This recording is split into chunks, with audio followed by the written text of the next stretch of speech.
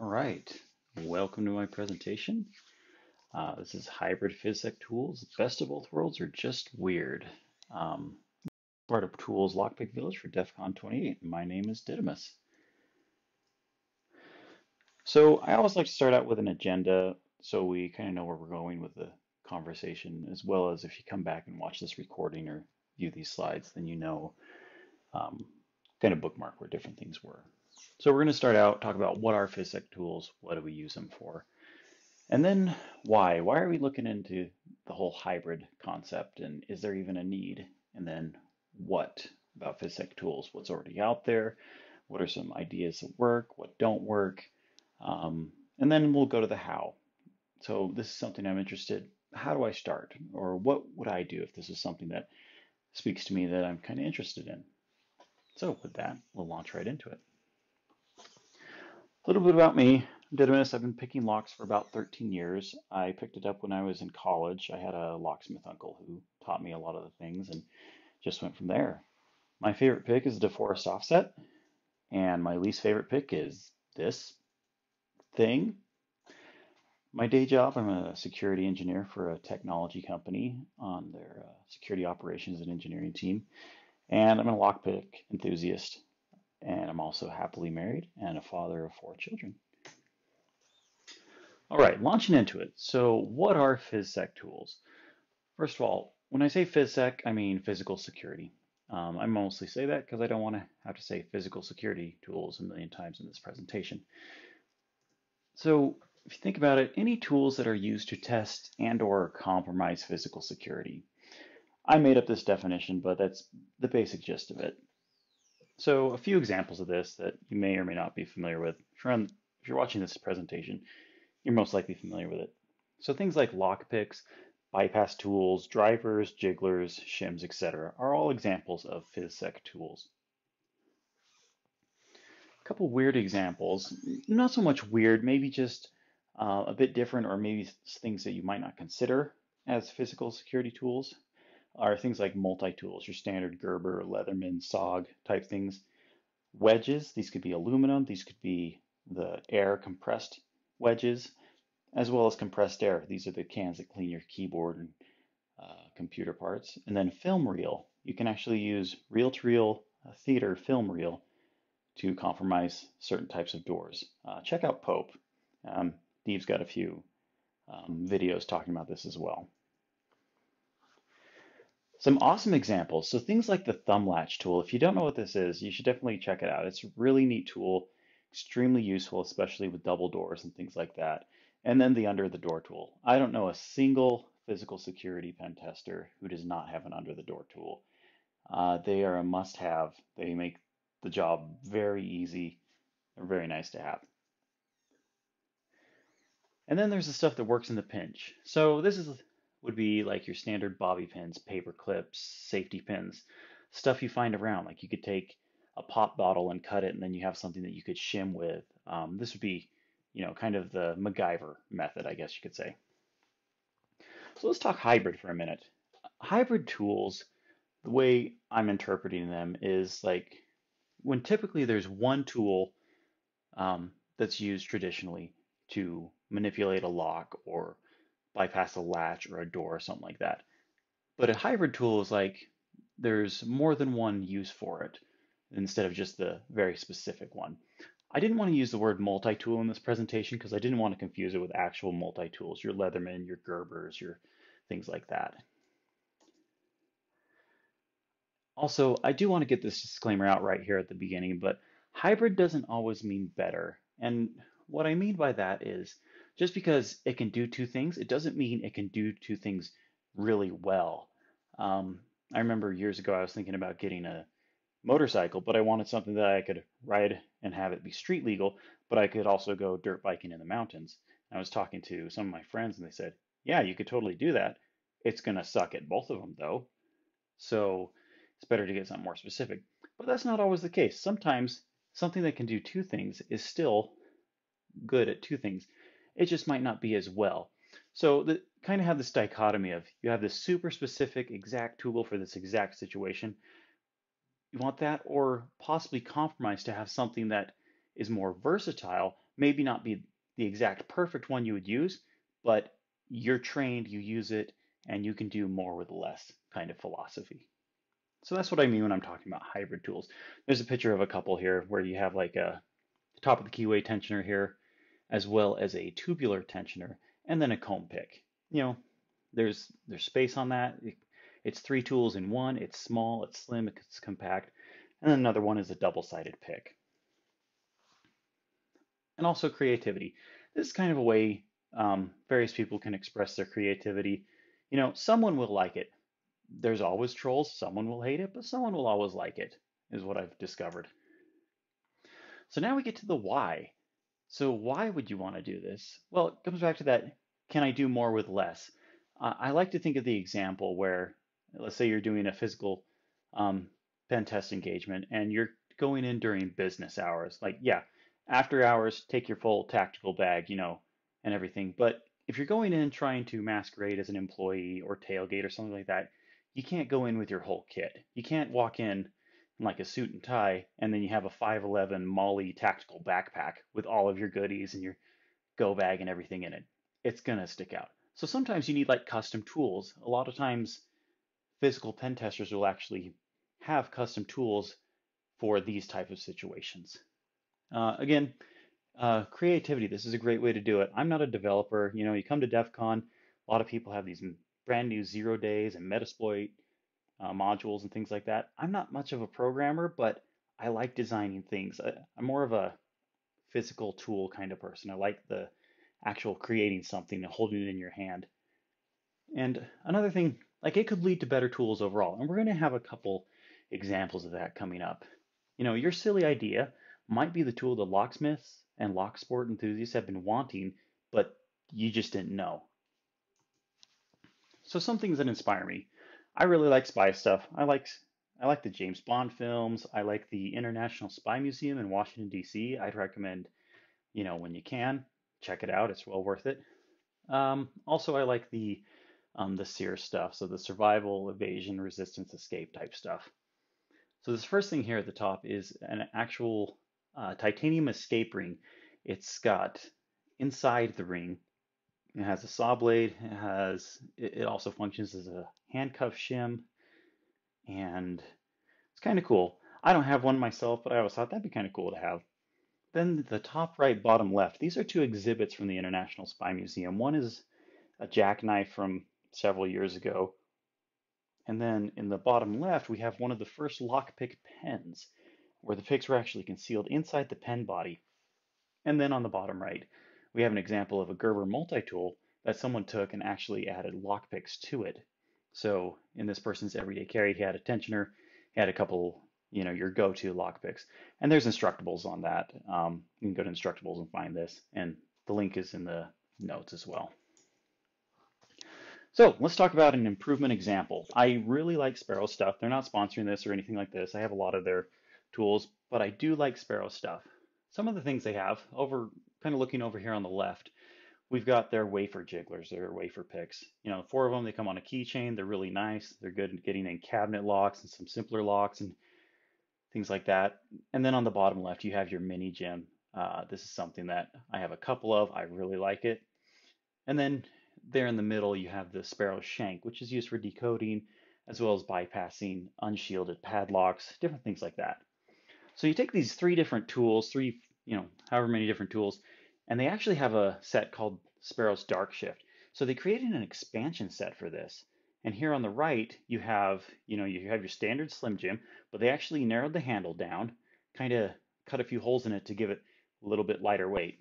And then you look at the next two tools, those are double-sided wafer picks they have the exact same profile as the Sparrow's wafers over on the left, but they're double-sided and take up less space. They're very skinny. In fact, I carry these in my wallet. Next, you have a Sparrow shank, which is shorter and it has a bit wider handle, so maybe you can palm it better. And then this thing on the end is a hook rake pick that you can use both for single pin picking as well as for raking. It's called the Quick Strike, and from what I can tell, you can only get it in the Dark Shift expansion set. I really like it. It's fun. It's definitely worth looking into if you haven't played around with them before.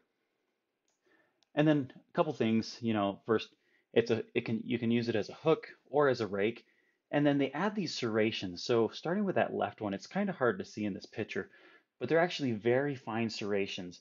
Part of the dark shift set that they made was so you could use it with or without gloves on. So having those serrations, especially in the dark, would be extremely valuable. Looking at the serrations on the two double-sided wafer picks as well as the mini gem, you can see those look a lot more pronounced and they actually look a little painful. They're really not that bad because they're flat on top. I'll be talking about serrations here in a little bit. But that's something where they took a couple existing tools, how can we combine them, make them more useful, more versatile, smaller form factor, that kind of stuff. Another example. So this is the Tag 5 Industries Scorpion lockpick set. This is something that I acquired a couple of years ago. And you'll notice that it's your standard your standard tension tools as well as your standard picks. However, the handles are very different. Definitely check them out. The reason why is because these were designed by a government covert entry specialist. He worked, from what I understand, exclusively for the government agencies designing covert entry tools. Now, whereas with a standard lockpick, you hold it more like you would hold a pencil. These you actually hold kind of like you're holding a handle of some sort. Um, Typically, when you're doing covert entry, you don't want to like go up to a door, get down on your knees, and start working on the doorknob. This is something where you could actually stand up, hold it a different way, and look way less conspicuous.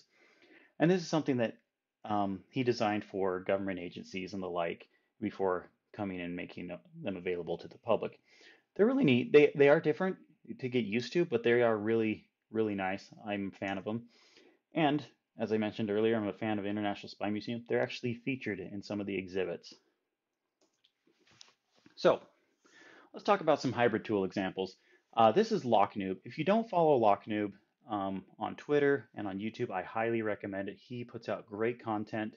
He's done a few collaborations. These are just three of the collaborations that he's done, and then an interesting hybrid multi-tool that he designed. Um, I could go and explain it, but he does a much better job.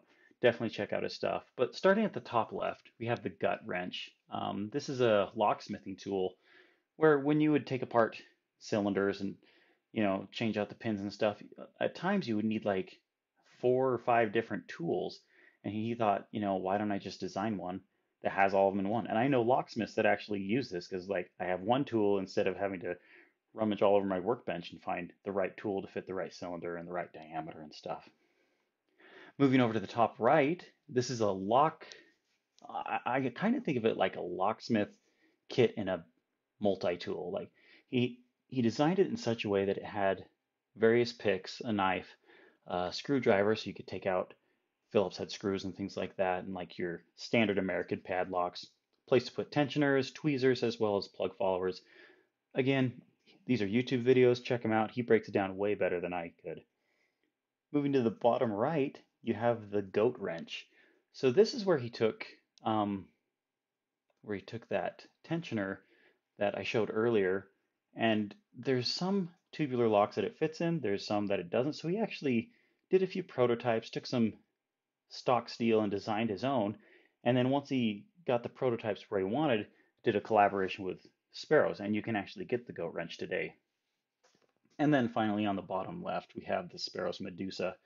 We'll have a bit close up here in a second, but I want you to notice that it's a pick that you can do single pin picking as well as raking with. All right, and now we get to the or just plain weird. So remember back in 1999, the James Bond movie The World Is Not Enough. He had to break into someplace, and so he had like this switchblade actioned like credit card, and he flipped it out. And I didn't pick locks at the time, but going back looking at it, it's very interesting. I mean, it's kind of we've got like some kind of S snake rake going on, and then on the backside, it's like a multiple ridge type raking lock. I don't know. It looked cool for Hollywood. And then here on the right, more practical from Johnny Depp's rendition of Sherlock Holmes, where he had various tryout lever lock warded style picks, which is interesting. So, or just weird, or practical, or Hollywood, I don't know. But it is kind of interesting to see this stuff in media. So, back to Locknoob for a second. This is a YouTube video where he talks specifically about the Medusa, and I kind of follow the same process he does, at least that he laid out in this video about designing new picks. So starts with sketches, starts designing them. Here's what I kind of want, here's what I want it to do, and it's a lot easier to make mistakes on pen and paper before you start making prototypes. So he started running through a couple different designs, what he was kind of thinking, where he wanted to go with it. Once you get to that point, you can take the one you like, and then you start making your own custom prototypes. You can, get some kind of rotary tool, create this yourself, or you could even switch it over to computer-based modeling like CAD design, go from that. And then you tweak and work with your prototype until you have something that you really like, which eventually ended up being the Sparrow's Medusa. And of course, Laser Etch, you got this really beautiful artwork of this Medusa figure with the snakes and the hair and everything. It's a really beautiful pick, and it's also really functional. When in doubt, laser etching is pretty cool. So, where to begin? This is something that's kind of interesting, or maybe you've thought of a tool or something like that. So, this is kind of the process I follow, but it's like, what am I trying to solve or improve upon? Kind of start there, like start brainstorming. And I found that brainstorming always works best when I'm picking. So, and then ask yourself, what's currently out there? Who's already done a lot of the work? Like think of sparrows taking their own designs and then tweaking them and making them better in the dark shift expansion. Then you get into the design and drawing phase.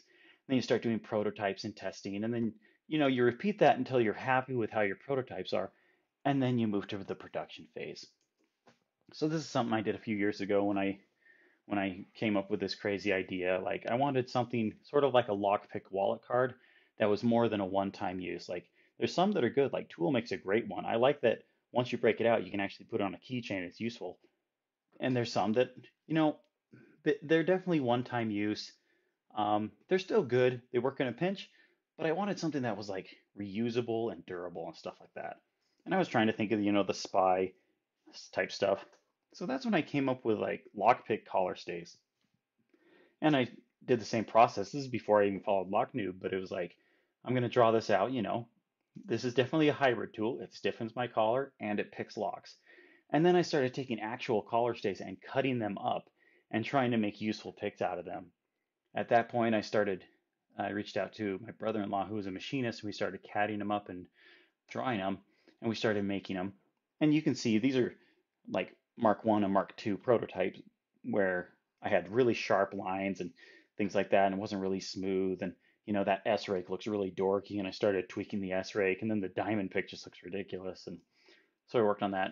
So still realize this is the first time I ever did something like this. It's kind of like, okay, uh, it may not be good at both things, but it's an interesting little spy gadget, what have you. So let's say you do that, get your prototypes working the way you want it. Now it's time for manufacturing and production. So I usually get my raw materials from McMaster Car. I like their website. You can order metal from there. It's very specific on the type, the gauge, the dimensions. You pay more for it, but it's actually been pretty good for me.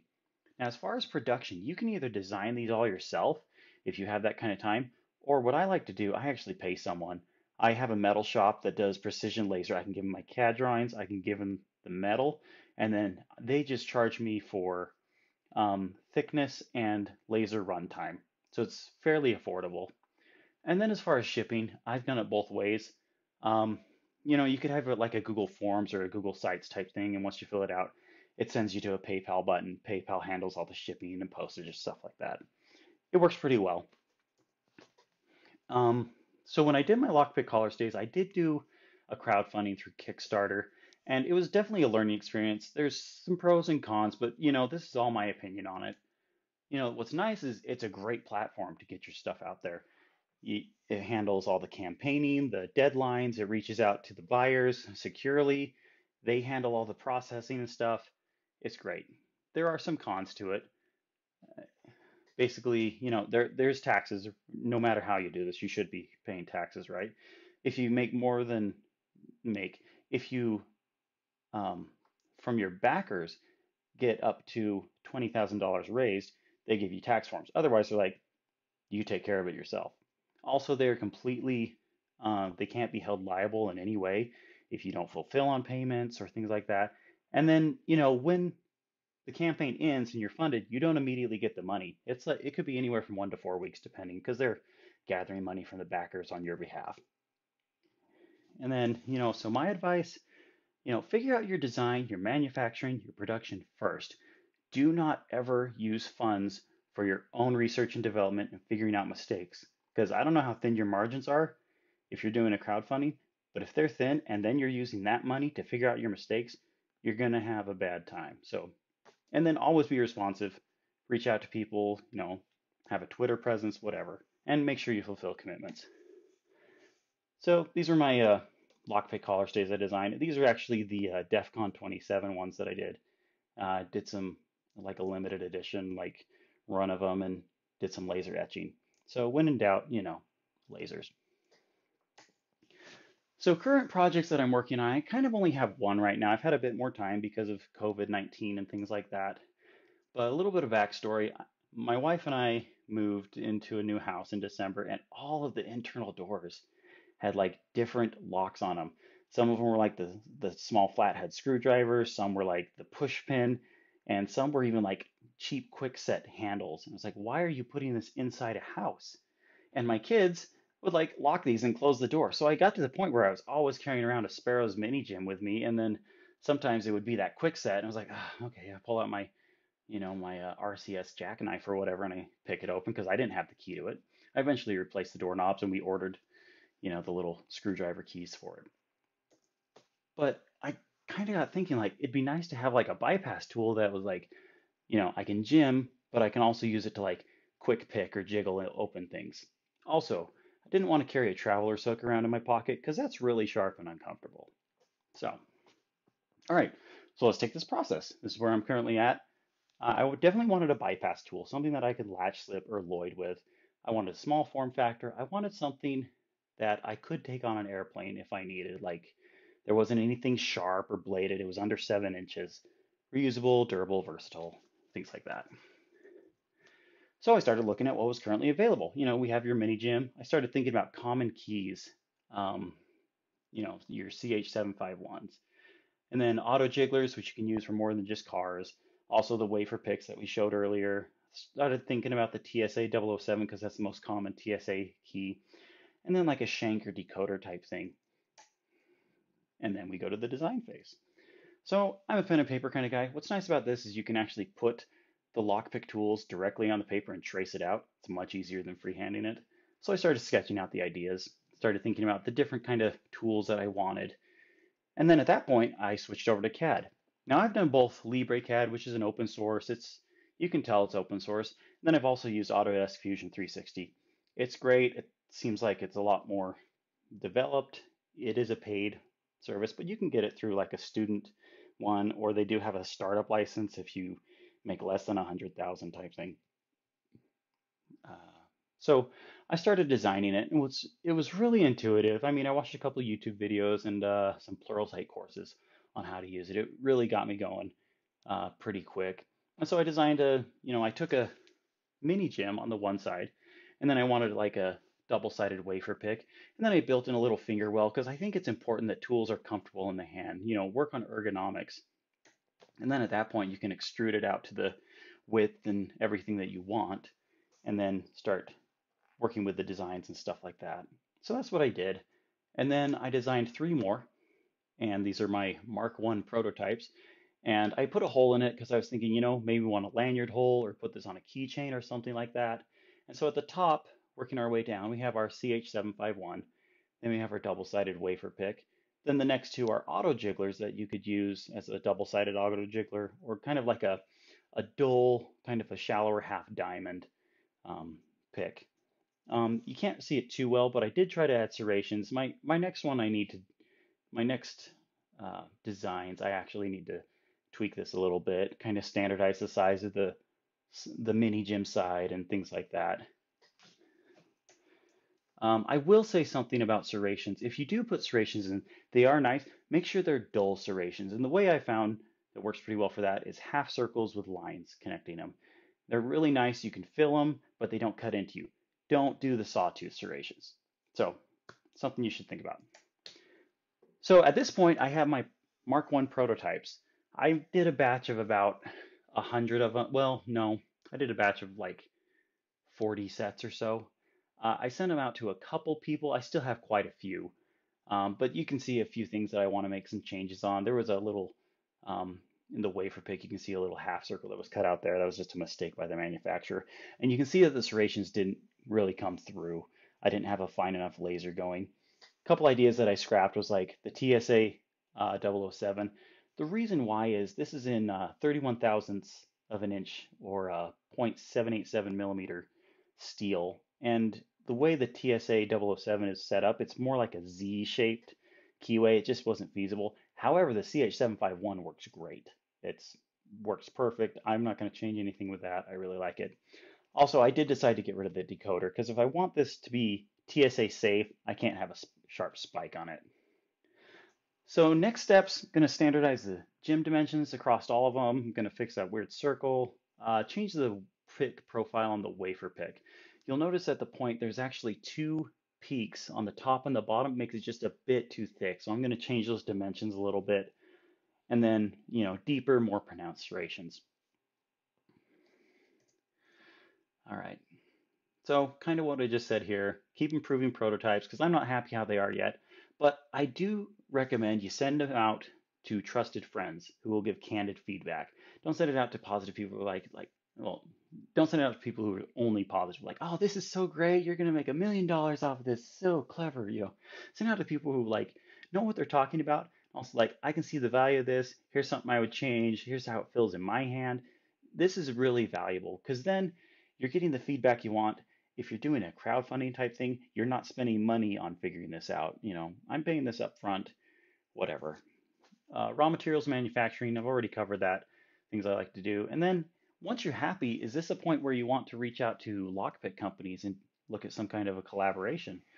Sparrows, I've reached out to them before. They seem pretty good to work with. I don't have any negative feelings against them. I decided not to go with them, just make it on my own. But I know other people have had success with it and been happy with it, and more power to them. Let's see. Yeah, I've already talked about how I hire a metal shop to laser cut them for me. I send them the CAD files, and they're really good with CAD, and they can find out the best layout to get the most out of my sheet metal and stuff, and calculate costs and things like that. And then distribution. I mean, are you going to send this domestic? Or are you going to send it international? One thing I discovered is I had all these international buyers in my collar states. They're like, is this going to be customs friendly? And I didn't consider it. I said, you know what? Yep, I could probably make a lot more money, but I'm going to cover customs because I don't want to be a jerk. But that's kind of the point you get to. It's like, I want to make something good. I want people to be happy. Yeah, some people are going to think it's dumb. They don't have to buy it. Some people are going to think, hey, this is kind of cool. This is clever. I mean, it's something I might throw in my wallet, or I like this kind of hybrid tool. It's really interesting. So that's kind of where I'm at.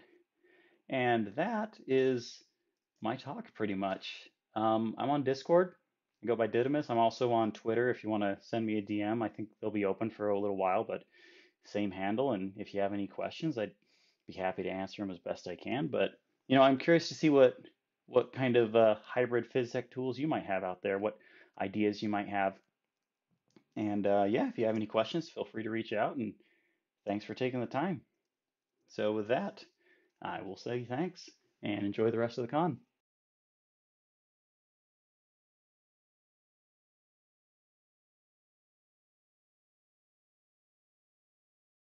All right, good afternoon, everybody. It looks like we are going to have one question for our speaker. If you have any other questions, please go ahead and get them submitted.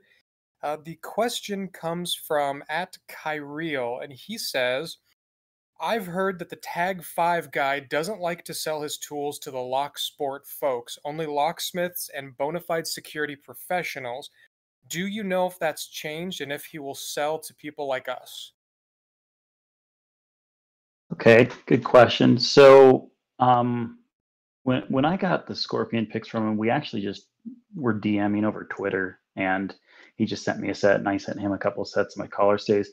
I did hop on his website, and it looks like you can just order them online. So maybe that's changed. I haven't gone through a whole checkout process, but yeah, looks like you can. Um, yeah. Would you recommend people pick up his tools? Do you think that they're good quality tools for people? And if so, do you believe that they're more beginner based or are they more intermediate advanced? They're definitely quality tools. I really like them. I mean, it's good.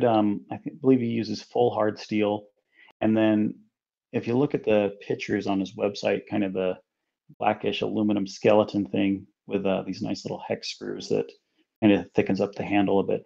So as far as tool quality, they're great quality. I might have, like with any pick, I usually get 1,000 grit and like just polish them up a little whenever I get new picks. Now, as far as beginner tool, I would say they're not, just because of the curvature of the handle and the different way you hold it. It's more of an advanced type pick. There are a couple YouTube videos. I think LPL as well as Bosnian Bill have both reviewed these. They go into much, much more detail on how to hold them and how to pick with them. So I'd say go check out those videos. They could explain it better than I could. So yeah, I like them. Awesome. All right. We wanted to thank you very much for taking the time to make the video presentation that you did and to answer some of our questions. Once we leave, if anybody has, oh, actually, so last question came in here. Have you ever given thought to designing picks that fit, quote unquote, together and lay flat? So I remember a few years ago, I was thinking of something like that. Like the problem is I'm trying to think of how we could like link them together if you want to do sort of like have a small groove on the edge of one and it like with the pick next to it, it kind of has a marriaging like similar groove that would click in. I just couldn't figure out how to do it. I mean, again, this is like the first time I was messing around with like machining metal and stuff like that. I mean, if you could make some kind of cool puzzle fit clip together thing, that'd look awesome. It's beyond my skill set. So, We had another question come in. At Kyreel says, sorry if I missed it. What was the status of your lockpick collar stays project? gotcha. So back in, I want to say 2018, I did a Kickstarter. It just called them Gentlemen's Lockpicks, and yeah, it was successful. I think I had like 350 sets, so I did a big batch of them and made them, and then with I didn't make a lot of money off of that. With the profits, I actually made another batch and laser etched a bunch of DC-27 for DEF CON last year, and just kind of sold them to like you know, pay my way for DEF CON and, a couple other badges and things like that. I have a handful of those. Like, I'm looking at my desk. I have like 5 of them that I could still send to people or whatever. But yeah, it was a successful Kickstarter. It was kind of fun, but it was a couple years ago. Do you think you'll end up putting out another run of those for the people? I could. Yeah, I have plenty of the 20,000s steel, just a roll of it, so I could cut out most of them. So with the collar stays, there's like 5 picks, and then there's a 31,000s tension tool that's got a little serration on it. It's like top or bottom of the keyway. So I would need to get some 31,000 steel, but the leftover steel I had of 31,000s, I actually used to make my prototypes of those Lockadial ones that I'm currently working on. So yeah, I could definitely make some if there's enough interest. Maybe I can throw something on my Twitter, and if you're interested, like sign up or something. If there's enough interest, I'll do another batch. As well as like I've got like 6 prototype sets of my Lockadials. If people want to test those out and give me candid feedback about them, because they still need to be improved. I mean, prototyping is prototyping, but if there's interest there. I'm here on Discord, or you can hit me on Twitter. I think my DMs are open as well, same handle. So Well, there you have it, folks. If you want to contact him, hit him up on Twitter, especially if you're interested in any of the sets that he's been making. Otherwise, it looks like the questions have ended. So thank you so much for your time. We really appreciate it. And if anybody has any questions that they want to ask after this, please just go to the LPV general text and we'll do our best to get those questions funneled back to him and see if we can get you some answers. So thank you, everybody.